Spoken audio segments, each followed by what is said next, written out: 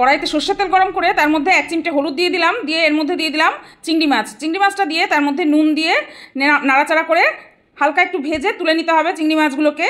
তো আমি এখানে চিংড়ি মাছগুলো তুলে নিয়ে এর মধ্যে দিয়ে দিলাম একটা তেজপাতা, একটা শুকনো লঙ্কা আর একটু 5 ফোড়ন, দিয়ে দিলাম থেতো করা রসুন 5-6 কোয়া আর দিয়ে দিলাম পেঁয়াজ কুচি।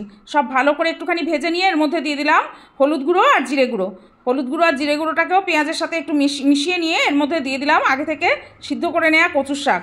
এবার পরিমাণ মতো নুন দিয়ে খুব ভালো করে সব কিছুর সাথে কচুর শাকটা মিশিয়ে নিতে হবে। এটাকে মিশিয়ে নিয়ে ঢাকা দিয়ে এটাকে 5-7 মিনিট রান্না করতে হবে। তার মধ্যে দিয়ে দিলাম 3-4টে কাঁচা লঙ্কাগুলো একটু ভেঙে ভেঙে দিতে হবে। তো বেশ ভালো করে সব কিছু মিশিয়ে এবার ঢাকা দিয়ে এটাকে 5-7 মিনিট রান্না করে নিলাম। মশলাগুলো কচু শাকের সাথে ভালোভাবে মিশে গেলে এবার এর মধ্যে দিয়ে দিলাম ভেজে রাখা চিংড়ি মাছগুলো। এবার ভালো করে নাড়াচাড়া করে এটাকে শুকিয়ে নিতে হবে। মাঝখানে আমি একটু গুড় দিয়ে দিলাম টেস্টের জন্য, এখানে চিনিও দেওয়া যাবে।